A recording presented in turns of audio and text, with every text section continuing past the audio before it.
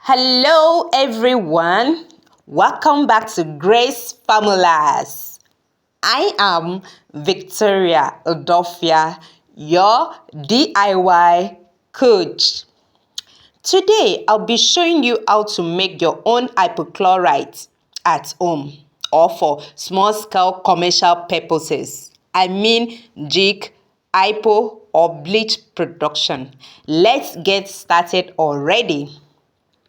First of all, let's dive into the equipment stroke apparatus you need for this production. You need a 20 liters plastic bowl or drum, a stirrer or a spatula, packaging containers in case you want to sell it, or a storage tank if you want to store it for your own use, nose mask, eye goggles, and gloves, etc.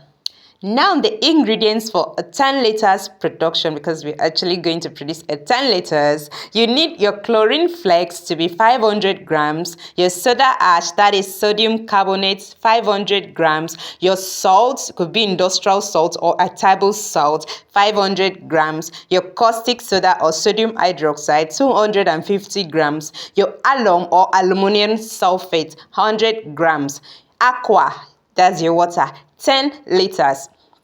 Did you hear that? I hope you've gotten it to that stage. Now let's go into the production method properly. Please listen attentively, or you could go through my video. You watch my handwriting videos to get it. If you didn't get it through my voice notes, you know my channel is always a handwritten channel. Don't go away. Let's begin the production method properly. First step, pour in your 10 liters of water into a larger bowl, preferably 20 liters capacity, as I had told you, amongst the equipment stroke apparatus needed. Secondly, add the alum and stir until it dissolves completely.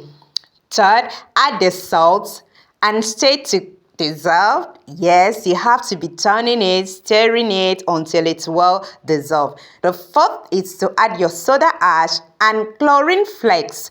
Then you continue turning it, stirring it for about 5 to 10 minutes or thereabout. Cover the mixture and let it sit for 12 to 24 hours. That's the fifth step, is for you to cover the mixture and let it sit for 12 to 24 hours. The sixth step is, after settling, you will see that the milky colored water will turn into a transparent water. Sieve the liquid to remove any residue, then package for use through sales. You should always handle with care and store in a safe, cool place. If you found my video helpful, don't forget to like, subscribe, and turn on the notification bell for more DIY chemical tutorial from me. See you next time. I'm going to repeat the number 5, the step 5 and step 6, in case you don't understand what I was saying. We're done, but let me just repeat it because I already wish you bye. But let me still repeat it for you. You see, at this stage 5, after adding your soda ash and your chlorine flakes, stay for about 5 minutes. You need to cover the mixture and let it sit for 12 to 24 hours.